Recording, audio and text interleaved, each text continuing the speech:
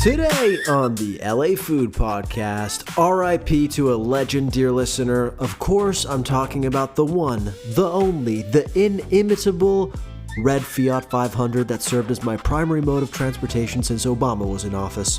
For 10 years, she worked 9 to 5, carried me through traffic like an island in the stream, and though her repair bills came in many colors, I will always love her. Speaking of legends, Karen Palmer is back in the co-host chair today. We recap recent meals at Mistral, Mokja, Sora Kitchen, and more, and learn about what she's been working on lately, from the LA company looking to be the Shake Shack of Greek probiotic froyo to a kinda sad, kinda hilarious outing to one of the 90s most iconic restaurant chains. In an extended version of Chef's Kiss Big Miss, we judge eaters' top sandwiches list, the rise of the $40 sandwich across the nation, Michelin phoning it in Texas, an earnest plea for more bag hooks, and much, much more. A reminder that the LA Food Podcast is part of the Acquired Taste Media family. Be sure to listen to our sister podcast, Takiando with Bill Esparza. This week, Bill recapped an epic vacation he took to Barcelona. Honestly, hearing Bill opine on the state of Spanish food and how tourists manage to fuck up their Spanish vacations was an absolute treat. Also, yesterday on this feed, we dropped our review on Couch Potatoes of the new Anthony Bourdain biopic, Tony. Father Saul and Nancy De Silva from Compliments to the Chef joined for that one. It was a really fun conversation about an even more fun movie. I highly recommend you go and watch the movie and then listen to the podcast, or you could do it either way around. Honestly, I don't think it really matters. As always, I'm your host, Lucas Servodio, and without further ado, it's time to chow down.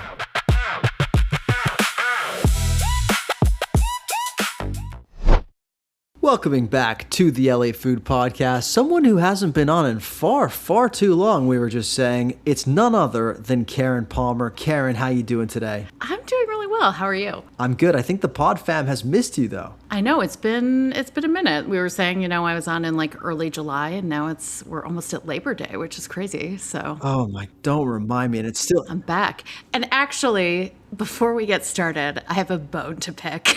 It was literally going to be my icebreaker question for you. Let me ask the icebreaker. I was going to say this. Look, here at Acquired Taste, we're a family, and like all healthy families do, we like to address issues head on as opposed to sweeping them under the rug. Yes. So let me ask you, yes, how did you feel about our guest a few weeks ago, Ronit Halmos, calling Hillstone mid? Here's the thing, Luke. I can take it. I can take it from an influencer who doesn't know how to pronounce Houston's. It's not Houston's.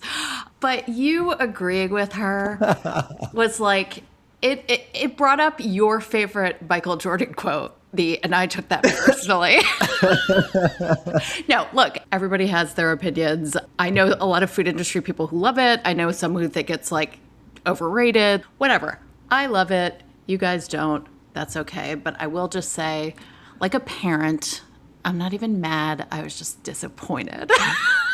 But yeah, no, and that's, as everybody knows, that's way worse than somebody being mad at you. Totally. Well, and I did appreciate so all the listeners know, Luca, you did give me a heads up that this was like coming out on social media, and it was pretty hilarious how many people like tagged me into comments and stuff. But yeah, it was just like, I appreciated the warning, so I wasn't just like, what the hell? I texted Karen being like, by the way, you're not going to like the clip today. Yeah, exactly. In my defense, I think that what I really agreed with was the expectation versus reality gap. Totally. Not necessarily the classification of mid. It was just how like gaga everybody goes for Hillstone, which I thought was overblown. So I just want to say on the record, for all the Hillstone, truthers out there, that's where I stand on the issue. Well, and it's also like, have I had meals there that have been better than others? Sure. Like, it is a restaurant. Yeah. I know they strive for consistency, but it's not always like perfect. So like, I've been served cold fries before, but if you ask them for fresh ones, they'll give them to you. So whatever. Anyway, I still love it. and I'm going to stand by that. But do you still love us? That's the main question. I do. It's fine. Okay. I'm over it. It's been a few weeks. I've had time. Good. You talked to your therapist. Everything is okay. Exactly. We're good. Well, Karen, where have you been eating since we last spoke? Oh my gosh. Well, first of all, last night I went to the new Mistral up in Sherman Oaks. Is that how it's pronounced? Isn't it? Oh, how's it pronounced? Mistral? No, I think that what you did was much more elegant than I was saying it in my head. I've been saying Mistral. Okay. No, I think it's Mistral.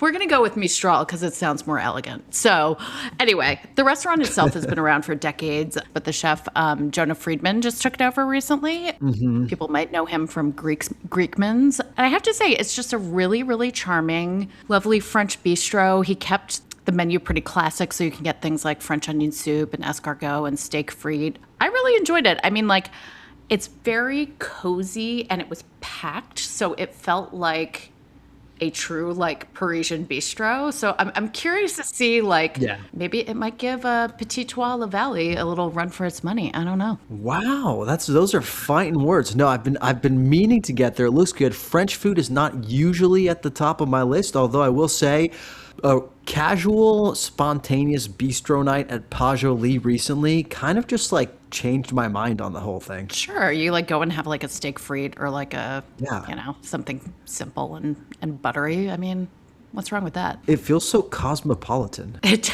really does. I felt fancy last night. I'm not going to lie.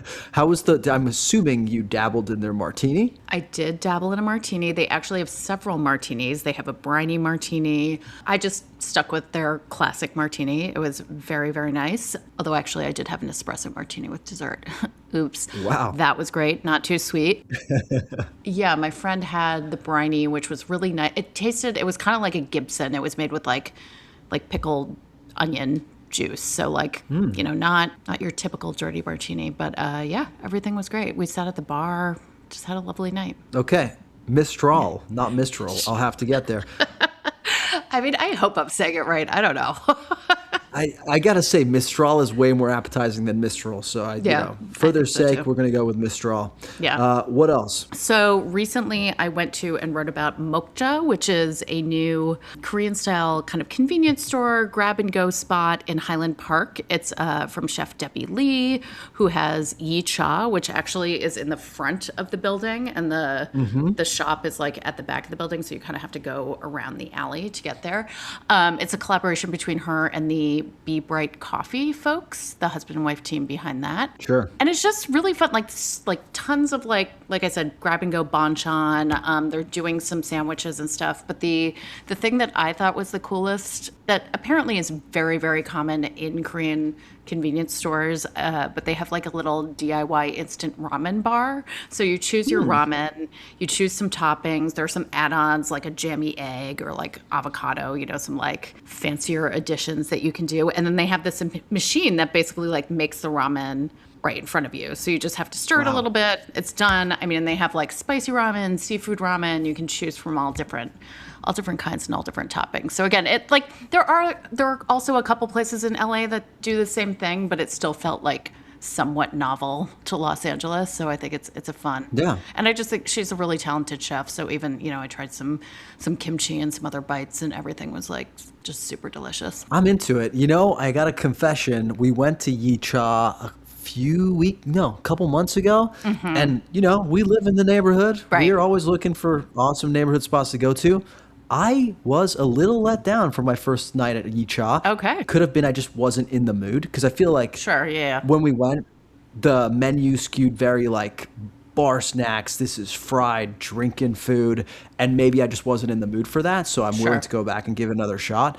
But Mokja sounds right up my alley and sounds like a place I could be patronizing for lunch quite a bit. Yeah, I think it's great. They also have their own like pastry, like a whole coffee bar, obviously, because the Be Bright coffee people are also behind it with like fresh pastries that they're doing in house and stuff. So yeah, it's like you could go for like breakfast or lunch and sit there and work and have a great little meal. Highland Park may be one of LA's best lunch destinations. I mean, we got Jeff's Table, We've got Santa Canella there, which is also making sandwiches. Delicia's Bakery is also making sandwich. Yeah. Highly likely. Your friend Yep, Kat highly Turner's likely, spot is yes. right down the street Shout too. out to Kat. Yeah, it just does not stop in Highland Park. Sorry, everybody. We've got the best. Yeah, love that. And then the last place I wanted to give a little shout out to is one of my favorite sandwich spots in the city opened recently in Hollywood. So it is closer for me now to go and, pick up or even go sit and have lunch. And that is Monroe Place. I just love their sandwiches. I think the flavors are great. I'm obsessed with the Serenity Now. It's pretty much like the only thing I order there, but it's a turkey sandwich that has really good feta, like a tomato cucumber salad, and this cilantro serrano spread that is just so good. I don't know. It's like the focaccia that it's on is really good. I love it. So I'm a basic turkey sandwich bitch, but what can I say? It's delicious. I'm just glad to have it close by. As far as basic turkey sandwiches go, that one's not basic at all. And honestly, a turkey sandwich, there's a time and a place. Exactly. This weekend, my wife was craving one, and she's like, I want a turkey cheddar. The best one that I enjoy is actually at Cookbook. They make a really good sandwich. Oh, interesting. Sure. Yeah, they shave their turkey on the spot, super thin. They add Hellehalke cheese, which is, I believe, how it's pronounced, but this is very sharp cheddar-esque. I want to say Swiss cheese, just a little bit of mayo, a little bit of arugula on a really good baguette. Love it. It's the most satisfying turkey sandwich to me. Sounds So delicious. nothing basic about the right turkey sandwich. Yeah, I mean, I don't know. I don't remember where Monroe Place ended up on your ranking when you did sandwiches, but it's one of my favorites. Yeah. Anyway, we're gonna talk about sandwiches more later, I think. So. We are. I'll just say not super high on my list, just because it is a little bit basic. The sandwich culture. Also, I would kind of judge places on whether they were baking their own bread and stuff like that, and they use Bub and Grandma's bread, which is excellent bread. Right. But it's you got to deduct a couple points if you're sourcing versus baking, at least on my scale. All right. Well, fair enough. Where have you been lately, Luca? Well, I actually, we're doing this really fun thing this month. My wife always complains that she never gets to decide where we go to dinner. And, I got kind of sick of hearing these complaints, right? Because I'm like, I don't come to your job and tell you what to do. So, don't come to me and tell me where we should eat, Right. That said, I decided to cut her some slack and I said, okay, you want to call the shots for this month? Let's do it. So for this month, she is exclusively deciding where we dine out when we dine out and where we order out from when we order out. Okay. I love that. I've upped the ante and I've said, don't even tell me where we're going. I don't even want to know because I don't want to be disappointed ahead of. Yeah, you don't want to have preconceived notions or expectations. Yeah. Also, if she tells me we're going to a place that I'm going to hate, it's going to ruin my whole goddamn day. As opposed to if we just show up there, and I don't like it, it just ruins my evening. I'm just doing the math here, Right. That's true. You're saving yourself, really. Yeah, I am. It's selfish. But you know what? She picked a good one to kick off the month. We went to Doto in Silver Lake, which have you been? I've been for lunch, but I haven't been for dinner. Okay, it's a really culturally confusing menu. It reads like mostly a Japanese menu, but then they've got a burger and fries. Right. Stuff that to me doesn't ring Japanese necessarily. Right. Or it's not all it's not totally cohesive to you for some reason. Yeah, it's sort of what am I expecting here, or what am I getting here? But the waiter was actually quite helpful and said this is kind of a California izakaya, and I was like, okay, yes, this makes sense. I had gone for the burger journey. Their burger is fantastic. This time she ordered everything. So we got the karage, which was really nice. Got a couple of hand rolls, really thick hand rolls that they're really packing those fill-ins in there, which I appreciated because I often leave hand roll experiences hungry. We got the steak skewer. Obviously we had to get fries because my wife always loves to get fries. Honestly, for her first pick, she did a great job. I love that. Really enjoyed our dinner at Doto. Not a restaurant I was running to go to. Right. But it's a restaurant I could actually see myself putting into the regular rotation. Love that. All right. Cheers to great job. We'll have to bleep her name out. I'm legally not allowed to say it on the podcast. Really? Yeah, but it's funny. It's not legally. It's not part of our prenup. No, this will be good comedy. You don't have to say it again. We'll just bleep it out. It'll be funny. other meal that I finally got to was Sourcraft Kitchen in the Arts District. I've been wanting to go there, so I'm curious. Yeah, how was it? Highly recommend. Totally lives up to the expectations. Just absolutely electric food. Like, it is a really unique experience. And you know this, that it's going to be a unique experience because all the coverage says, be warned, it's a one-man show. He does Right. everything. He's serving, he's cooking, he's literally taking, like, checking you in. He does everything. And that's the truth. But when you're experiencing it, it's a little bit jarring. It's almost like watching a person on one of those, like, balancing ropes, you know, and it's... Yeah, does it make you kind of like uncomfortable? At first, yeah. You're almost like, how is he going to do all this? You almost feel like you are Right. living in an episode of The Bear or something and everything is about to go up in flames. However, it's a testament to him, the fact that after you've been there for like 10 minutes or 15 minutes, you just completely forget about everything and you settle in. Oh, that's great. Yeah, for it being this one-man show, incredible operation. You walk in, you order from a tablet, you're seated, he guides you to the table, and then the food comes out as it's ready, but we were not waiting on any one dish for a very long time at all, and it was a packed house. Not too many tables in there, but still a packed house. Love that. The food was outstanding. Highly recommend getting any kebab. All of the kebabs were like among the best kebabs I'd ever had. I mean, just great imbuement of smoke. Wow, that's high praise. Yeah, and if you saw my friend roster and how many friends from the Middle East I have, like, I've had my fair share of kebabs, okay? So this was a pretty impressive kebab Oh spread. my God, is that going to be the next countdown? Yes, the kebab countdown. Spoiler alert, it's the kebab countdown. I'd say you could probably skip the branzino because at the end of the day, it's a branzino. It's a really well-cooked branzino, but Right. it's a branzino. Nothing too special about it. But I think that the standout dish that knocked our socks off, and by the way, shout out Sammy who accompanied Father Saul and I just have a feeling he's going to want a shout out. So shout out Sammy. The falafel. The falafel was among the best I've ever had. Oh, wow. I think it's a root vegetable falafel. So it's just packed with a bunch of really flavorful vegetables that, you know, as they cook, they also caramelize a little bit. They give it a little bit of sweetness. He pairs it with some really nice sauces.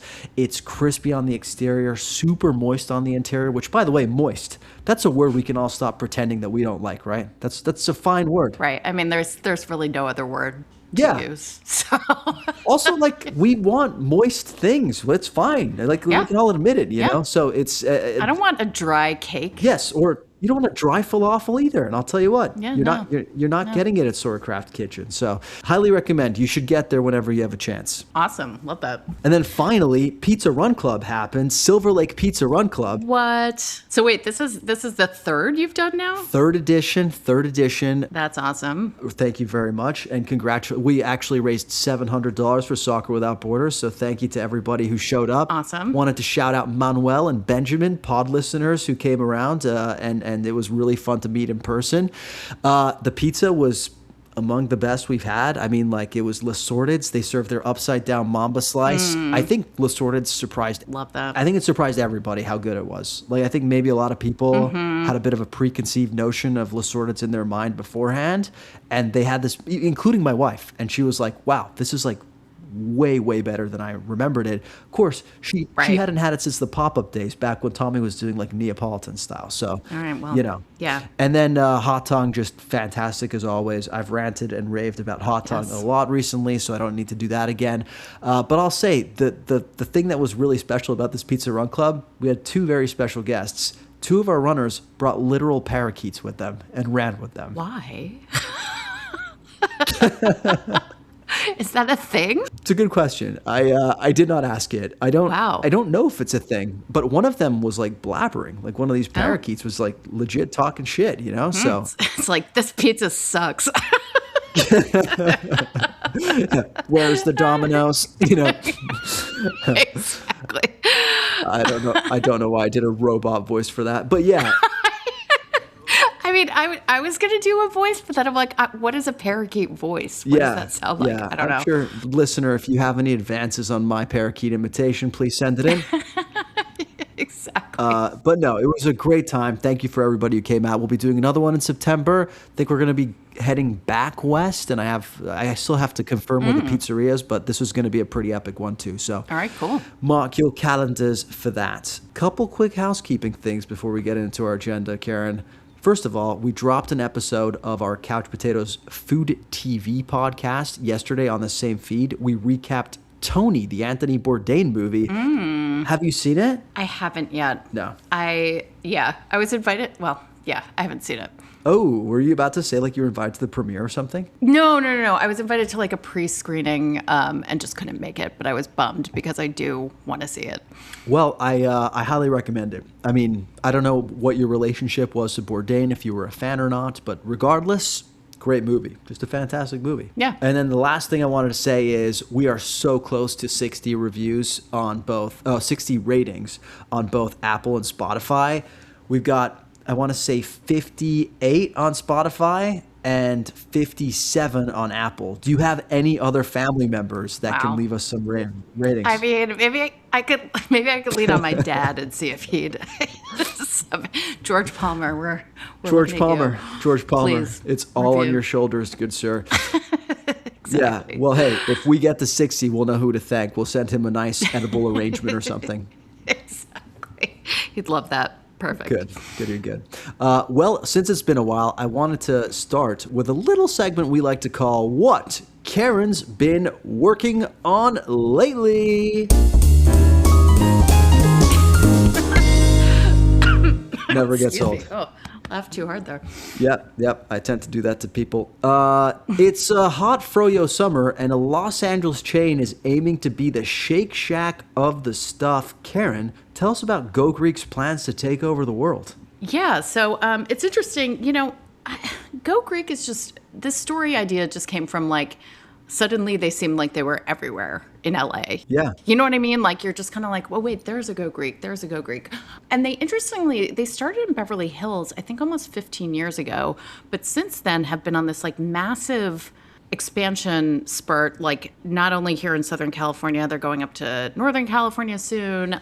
They've opened in New York City. They're in Florida. Wow. Also in the Middle East, they have like, I don't remember exactly how many locations, but a lot of locations. So, I was just curious to hear from them, like what their plans, they're big on the fact that they use all European ingredients, the kind of like the health aspect of like frozen yogurt. Like it's, I mean, obviously there's still like sugar in there, but the probiotics and stuff. Yeah. It's funny. Helen Rosner of The New Yorker did a great piece on like frozen yogurt and how like every generation gets the froyo it deserves, which I thought was like very funny. That's a good point. But she said she was like you could practically like taste the probiotics in the Go Greek, the Go Greek. It's not like frozen yogurt is anything new. I do think it's kind of gone in waves over the years, and I think like I actually don't think it's ever really gone away. I think it just like every 5 years ago, so somebody's like, frozen yogurt is back. Yeah, it ebbs and flows in popularity though. Like For sure. TCBY, that was one, right? Yes, that was like back in the 80s and 90s. That's like, I mean, it was huge when I was growing up. Yeah. But then you get into like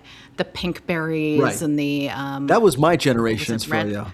Yeah, that was like the next kind of wave of it with like these super tart Yogurtland, Menchie's. Yogurtland, 16 handles I think is No, 21 choices. Do you remember this one? No. No. Are you thinking no, of Baskin Robbins? No. I swear to God. And I know it sounds a bit like a Blumhouse horror movie, but 21 Choices was the one that was open near USC. They opened a location in Pasadena as well. So it was very much in the Pinkberry era too. Got it. But then I feel like it became really uncool to like have froyo. And everybody was like, let's have ice cream instead because it is objectively better. Yeah, for sure. Well, Yeah. I mean, I like frozen yogurt. The Go Greek stuff is very tart if you go with their like plain, traditional flavor, but it does somehow taste like maybe a little creamier than like the pink berries, which always had like a bit of a like an artificial, Yeah, like an iciness to them almost. I hate the word mouthfeel, but like, yeah, like, but it wasn't like totally smooth or so. I don't know. Yeah. Anyway, I'm a fan and I'm excited to see kind of where this company goes next. No, I actually really like Go Greek. I can't believe it's already been 15 years since they've been open in Beverly Hills because that was like the hot spot that we would go to for Right. froyo, for like a bit of a healthier alternative to ice cream and a better alternative to like a yogurt land. And I just remember being like Right. blown away by their quality and their toppings and everything. Yeah. I really like Go Greek. I will say the Santa Monica location, the one that's like right facing the ocean, I did go in there one time and I was like, ooh, this feels weird. I think it's because their air conditioning was broken, but you do not want to be consuming froyo, especially that kind of like real froyo, in a location that is unseasonably warm. It just makes you feel like, oh my God, something bad is going to happen if I eat this. But No comment. the other thing this reminds me of, so next week on the podcast, we're having Danny Meyer on, actually, and I was reading like Oh, cool. I'm really excited for it, and I've been reading like everything Danny Meyer, listening to all his podcast episodes, and he talks about the expansion of Shake Shack. Mm-hmm. And it's funny because this actually really reminds me of the expansion of Shake Shack in terms of how they're approaching it.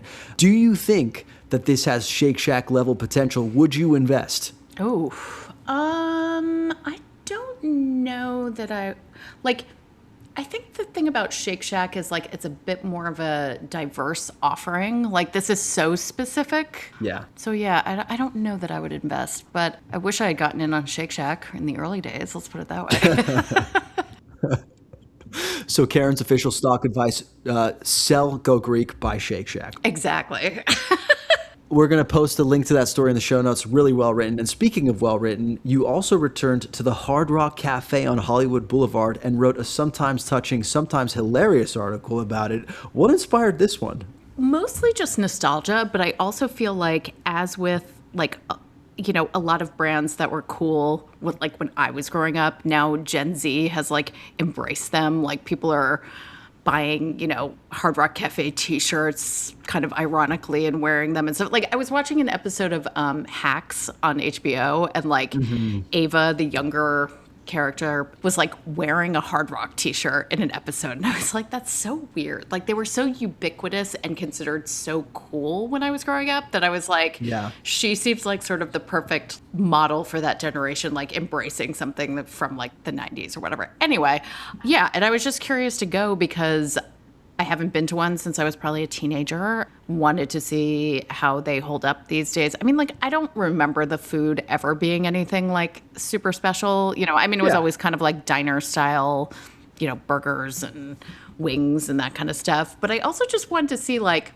the music memorabilia part of it. Like I was curious how that holds up. And like, needless to say, all of it feels pretty dated. I mean, there was some cool stuff in there. They had like a drum set from like Guns N' Roses and a lot of like LA based stuff. There was kind of like one like a hip hop section where they had a pair of like pump sneakers worn by MC Hammer. And I was like, this is all like, Wow.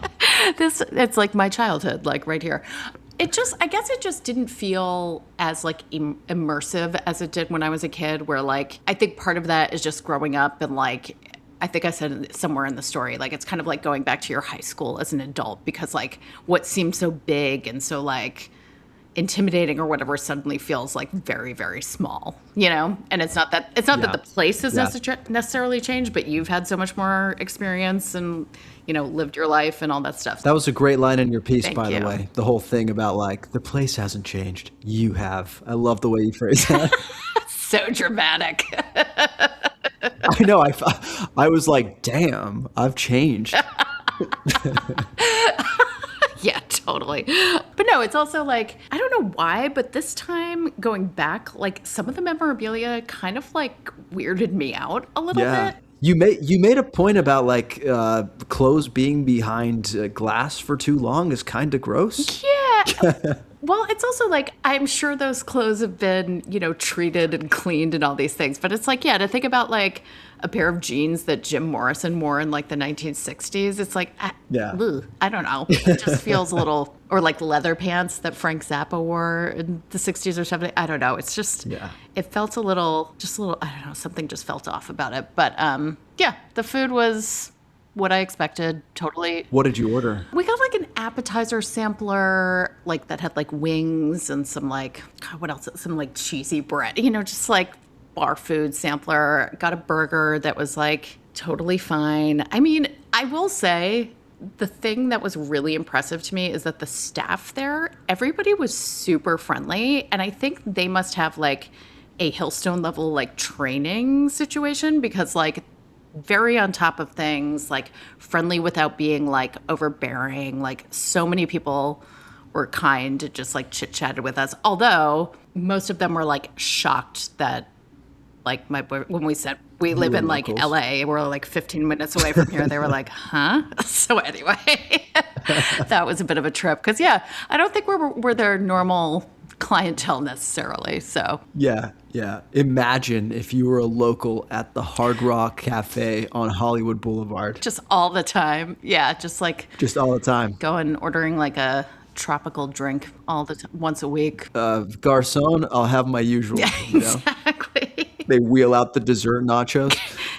Exactly. Can I be seated by the Jim Morrison pants, please?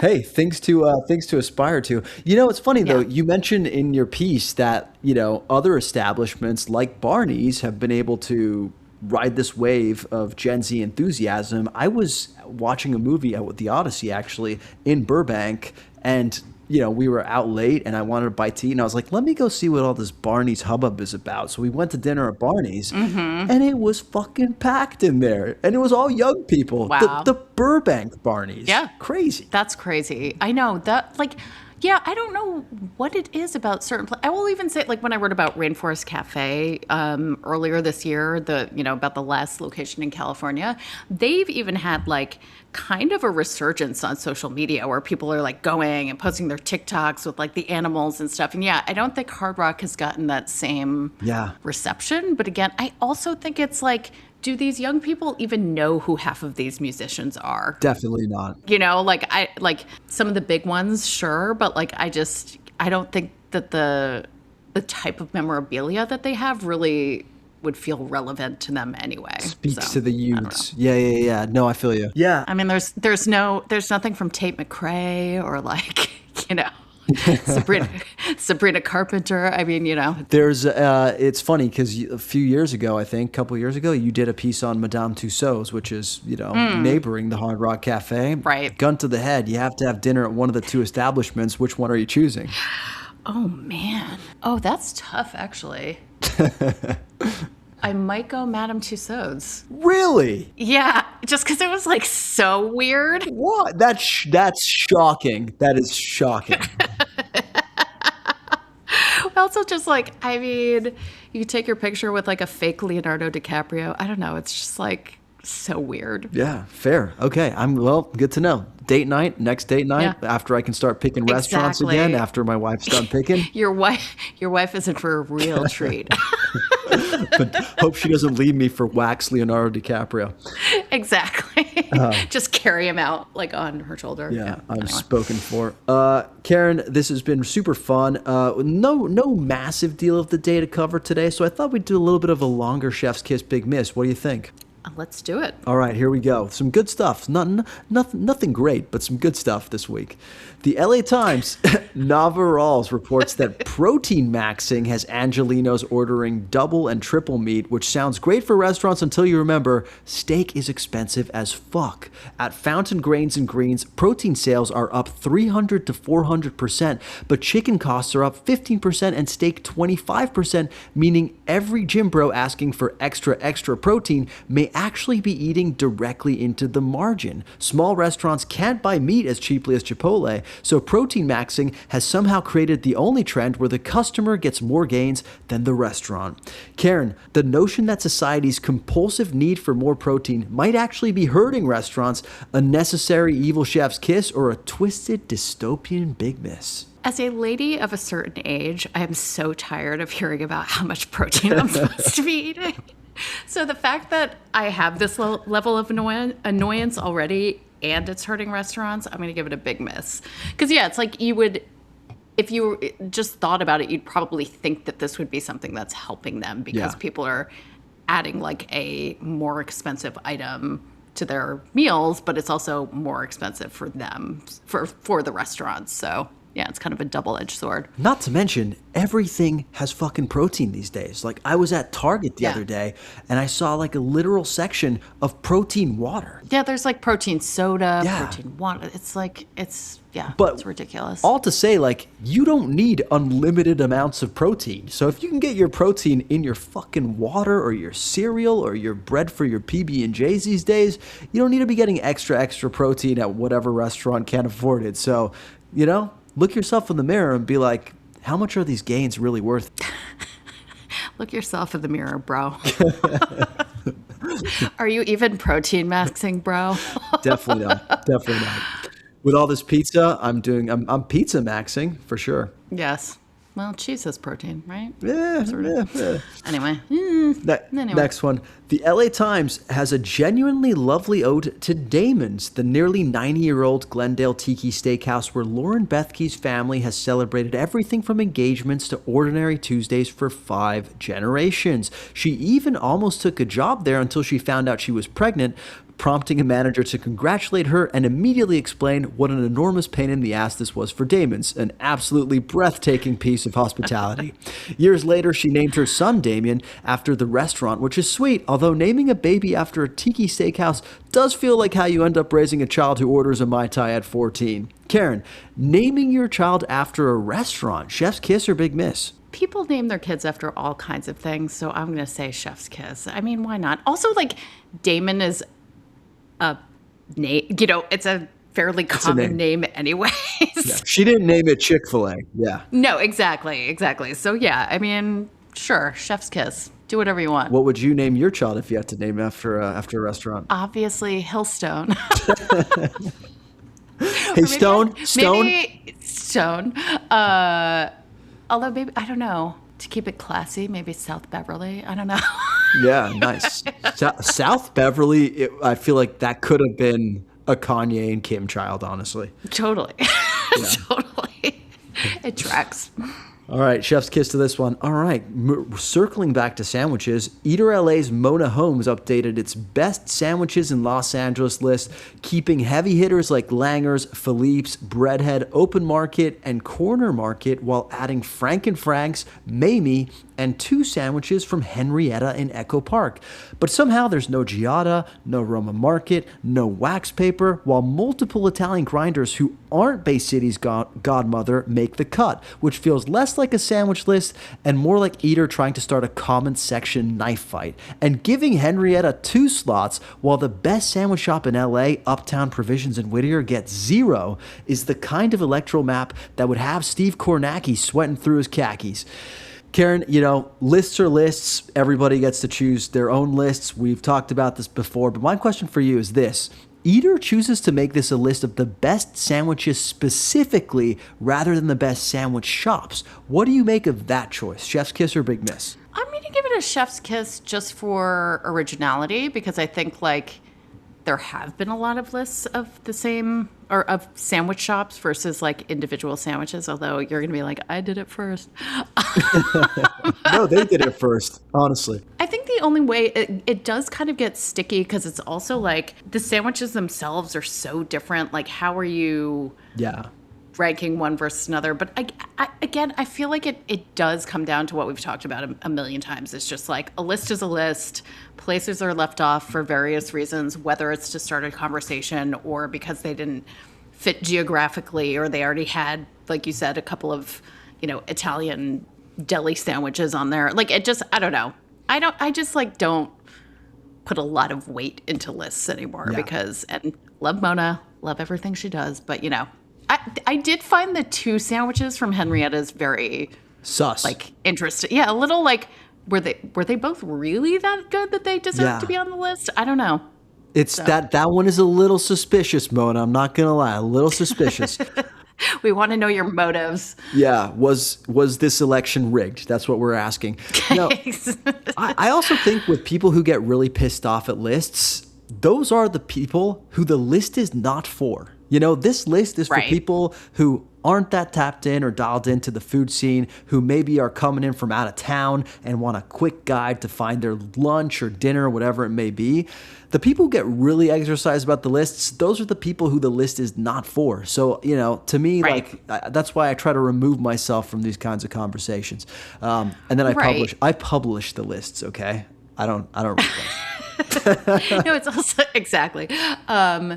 I also know, and I feel like this is fairly common knowledge, but having, worked at Eater, like these lists are updated fairly often too. So certain places are going to drop off, new ones are going to come on. It's just like, it's kind of a living, breathing thing. So just because Bay City did not make it on this one doesn't mean they necessarily wouldn't be on the next one. I don't know.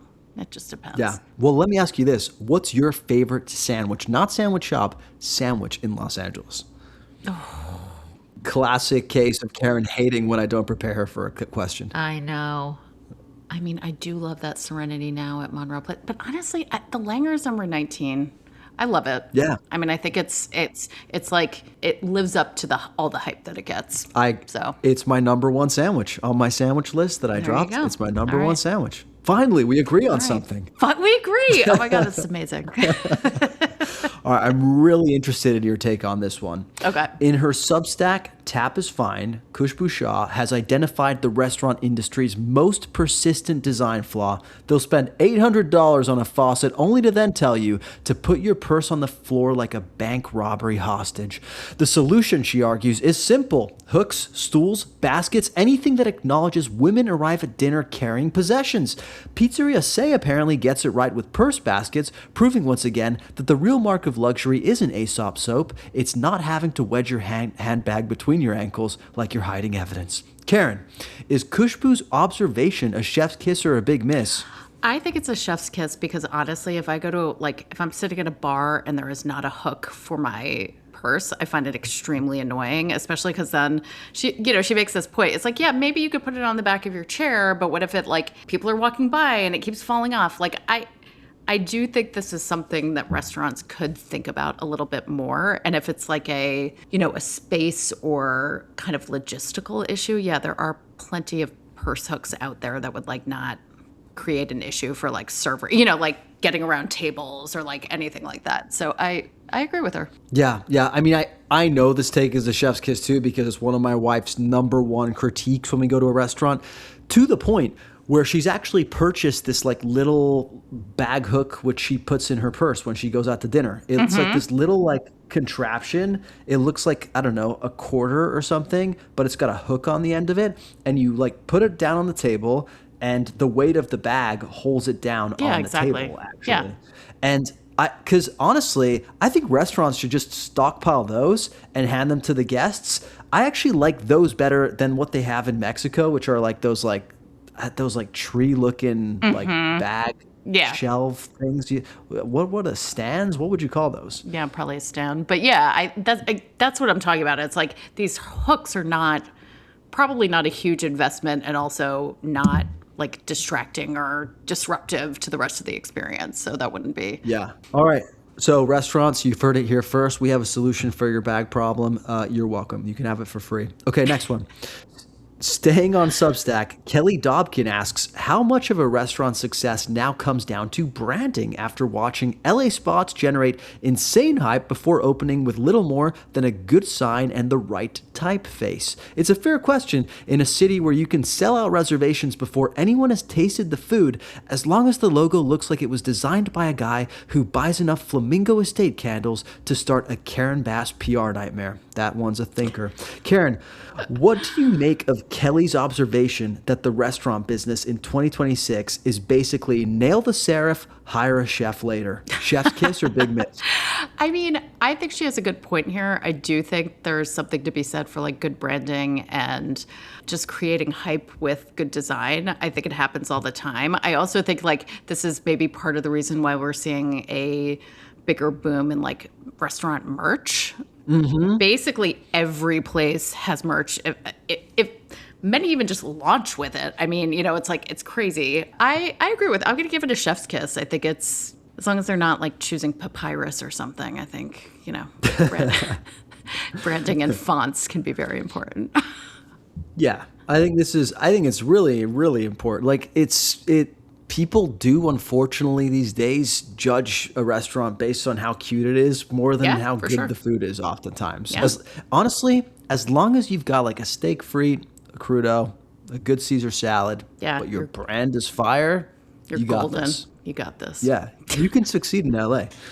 I'm actually a big font guy, and so I do appreciate when a restaurant has unique branding. But what I hate is when a restaurant is clearly just trend hopping. Like it is just hopping on a trendy font or something and just trying to capitalize on that to make a cool, cute brand. That actually will turn me off of a restaurant. Yeah, I mean, you want it to feel authentic to whatever the place is trying to do versus just like, I feel like a few years ago, the whole like Tulum in LA thing was big. Yeah. So every place had like, kill me now. neutral tones and the big, exactly the aesthetic I'm talking about. So yeah, it's like if you feel like a place is just jumping on something, then it's less exciting. Who's got the sickest restaurant merch in LA? In LA, so I just did an article on restaurant merch a few months ago, and actually Bell's Bagels recently released like a very cool line of merch that kind of like, pays tribute to like deli culture. They've got some like t-shirts and hats and a tote that was really cute. So yeah, I'll give it to Bell's Bagels for right now. Bagel places have extremely strong aesthetics. Like Courage Bagels aesthetic is incredible. Those like little blue hats that they have, really, really sick. Quite strong. I think that's a great answer. Great answer. Thanks. All right, next one. We're actually going back to the sandwich well. A few weeks after we ourselves kicked the hornet's nest over Yerord Moss's $38 brisket sandwich, 2 critics have now arrived with an inconvenient message for everyone who lost their minds. Expensive sandwiches can, in fact, be worth it. Tejal Rao gives Yerod Moss 2 stars and basically argues Arthur Gregorian's Armenian brisket deserves the price, while Ryan Sutton in the Low Times says Katz's is still worth nearly $40 after tax and tip because, in this economy, pastrami is the new Bitcoin. Karen, the era of the $40 sandwich, a chef's kiss signifying that pastrami has finally entered its diva era, or a big misreminder of the Joe Biden economy. Just kidding. We love Joe Biden. We love Joe Biden. We love Joe Biden in this house. Anyway. Oh my God. I struggled with this one a little bit. So the thing with this is like, in both of these instances, these are like gigantic sandwiches that 2 people could easily share. And I think when you do take into account the level of like care and ingredients that are going into these creations, like my shoulders come out, like I get a little like, oh my God, $40 for a sandwich. Because actually, like some of my colleagues and I were just debating whether like most sandwich shops now, it's like $20 to $25 a sandwich, which also is like a lot when you consider how much sandwiches were like 5-10 years ago. But anyway, I'll give it a chef's kiss just because I feel like, again, these are places that like put great care and thought into the product and like should be reimbursed accordingly. Yeah. It's also like, guys, it's economy 101. Sandwiches are worth whatever people are willing to pay for them. So this is true too. If you're not willing to pay for it, go to fucking Jersey Mike's or something. No offense to Jersey or anybody named Mike. Yeah, watch out. All right, next one for you. Yeah, I know I've dissed Karen enough on this podcast.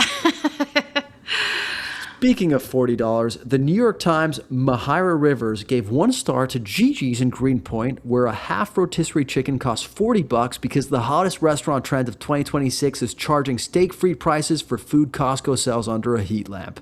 The bird is herb stuffed, perfectly roasted, and comes with 3 sauces, so critic Mahira Rivers says it's worth it, which is great news for anyone who's always wanted their weeknight chicken to require a small business loan. Karen, my question for you on this is less about the price and more about the protein. I've noticed chicken coming back in a big way. Squirrels is a standout. Henrietta, which has gotten a bunch of mentions on this episode, serves a lights-out version. How do you feel about the return of poultry to center stage? And it's about time chef's kiss or head-scratching big miss? Well, one of my all-time favorite restaurants is Zuni Cafe in San Francisco, and their signature dish is the chicken.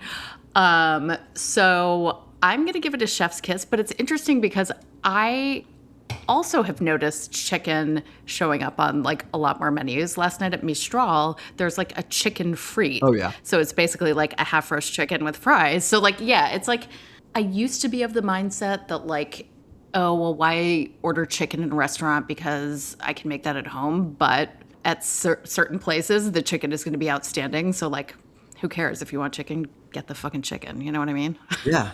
Get the fucking chicken. Also, like, you can't make it at home, people. Like some of the way that Right. these people are making chicken out here. Like I went to Monty's in Montecito a few weeks ago. And by the way, talk about Hillstone. That restaurant is channeling Hillstone like it got a Houston Right. Ouija board or something. But the way that they make chicken, it's like 3 different preparations in one. They brine it, then they bake it, then they crisp the skin. It's like really, really good chicken, and you cannot make that shit at home. But don't you think this No. probably has to do with like food costs and like the fact that chicken is probably easier to source than beef? Yeah, probably. And it's like, I think the chicken frite last night was like 36 or something, Yeah. or 38. So yeah, it's like you could still charge like a decent amount for it. So, I mean, like the sandwiches though, if people are willing to pay for it. Yeah. Yeah, get over it, You know? people. Get over it. Next one for you.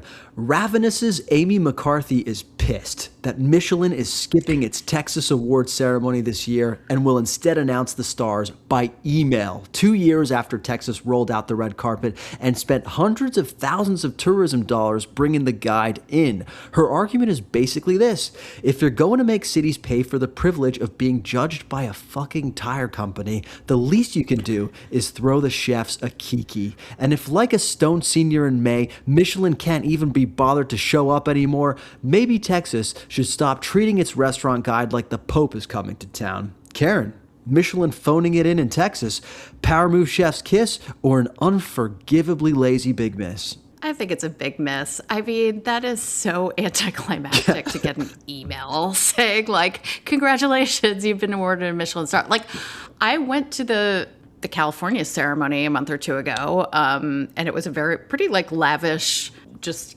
beautiful party. And it was like, Yeah. even just the chance for all these chefs to get together and, restaurateurs and like have a sense of community and stuff. It's like, by taking that away, it's like, it just makes all of it so much less special. And I can't even imagine if they did that here in California. People would like lose their shit. I agree with her. It's not cool. The idea of like getting your crowning career achievement in an email, By email, yeah. that's like, yeah, that's wild. That is, at least like have a Zoom call or something, dude, Or like a make it. happy hour somewhere. Like, Jesus, it doesn't have to be something. I don't know. Is it at least like a paperless post where you open it up and there's a little bit of drama before you get the news? Like at least that, right? Probably not. Yeah, damn. I don't know. Yeah, It's a bad look. Bad move. Anyways, next one. Kristen Hawley reports on Expedite, which is quickly becoming like my favorite Substack. Food tech company Wonder bought Salt Hanks, the viral influencer-founded New York sandwich shop, but announced that Salt Hanks had quote-unquote joined Wonder. Turns out, we acquired your brand, recipes, and IP is a real PR boner kill. Kristen Hawley's point is that this isn't a partnership, it's a sale, and the real question is whether a $9 billion food tech company can mass-produce the French dip without turning an indie cult favorite into airport food. Wonder says it can scale the sandwich without fucking it up, which is also what every guy says right before he buys a brewery and installs TVs.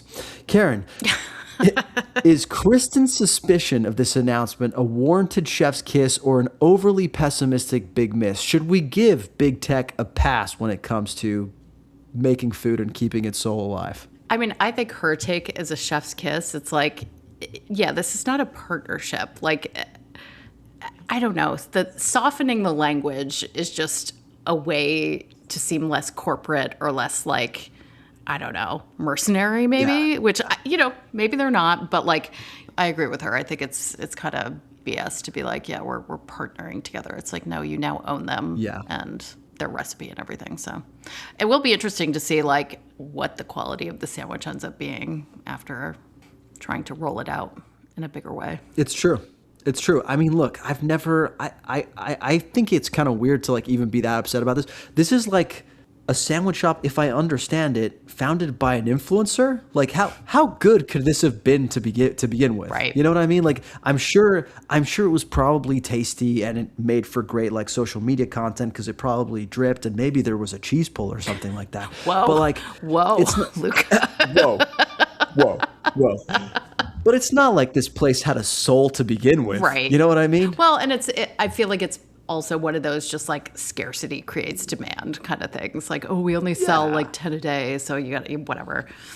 You know, if anything, a story that you covered, the Pink's hot dog one, to me is actually like more head scratching, where they're like opening in every location, like all around. They're opening in Japan, right? That's what you reported on? Yeah, in Tokyo, and then they're gonna expand like within Japan a little bit, with the help of like a local company. Yeah, those instances to me are like more worrying because it's like these are places with actual souls that are just being replicated, like cut and print, like basically like 3D printed in other markets. Right. To me, that's more problematic. I understand it's good for like, you know, these small mom and pops who like are able to make extra money by licensing their products. I'm all for that. But like if I'm a person in Tokyo, I'm not like excited to go to a 3D printed Pink's. Well, but maybe you are. I don't know. Like, you don't have to go to LA to get it. So yeah, because everyone's flying to LA just for that sweet Pink's hot dog in 2026. For that snappy Frank. A name I used to dance under, actually. Okay, last one. Last one for you. Pete Wells reports that bartenders actually love the Aperol Spritz because it takes 2 seconds to make, never gets sent back, and lets them avoid spending 4 minutes torching rosemary for some guy named Chet. The drink has now mutated into gallon-sized goblets, glass purses, and frozen slushies, proving that once Americans like something, we will immediately make it humiliating. And honestly, after 2 decades of suspenders, smoke guns, and cocktails named after Civil War surgeons, maybe the Spritz is exactly what we deserve. Booze, bubbles, home by 9. Karen, where do you stand on the Spritz as summer comes to a wane? Timeless chef's kiss or played out big miss? I'm not the biggest Aperol Spritz person. I still find them like too sweet. So I'm going to give it a big miss. I mean, like, yay for these bartenders that it's easy to serve and that there's a huge demand for it. It's just not my thing. I don't know. How do you feel about puppies? How do you feel about rainbows? Do you hate those too? Hey, come on. Happy movies. Do you hate those? No. The thing that in the article that killed me though was that like purse size, like, did you like the place in New York that's like serving like this plastic, basically like purse filled with Aperol Spritz. I was like, all right, that does look like a Saturday afternoon like brunch party. Like, yes, me and my friends could like have a good time. But yeah, it's just not my thing. Fair enough. Look, not everybody. Hillstone's not your thing. A Spritz isn't my thing. Okay. I bet you. Do you think they definitely make Aperol Spritzes at Hillstone, right? I think they have a Spritz on the menu. Yeah, they must. I don't know if it's like Aperol specifically, but yeah. Yeah, fair enough. Well, that brings this conversation full circle. Karen, congratulations. You won the game, and this was an extended version, so you should feel especially proud of yourself. Whew. I'm very proud of myself right now. Thank you. All right. Any fun plans for the evening? Just gonna cook some dinner and, maybe watch some terrible Bravo. Hell yeah. Or terrible but great Bravo. You know? Terrible but great Bravo. You know what? I have very similar plans. Yeah. Terrible Bravo. Probably going to order out tonight. Sorry. Just has to be done. But does the wife gets to choose takeout or like order delivery? She gets to choose. Okay. So it's either going to be something that I'm very excited about, or if I'm not going to find out till it even gets here. So you know what? My despair is limited. Karen, thank you so much for making the time for us. Yeah. Thank you for having me.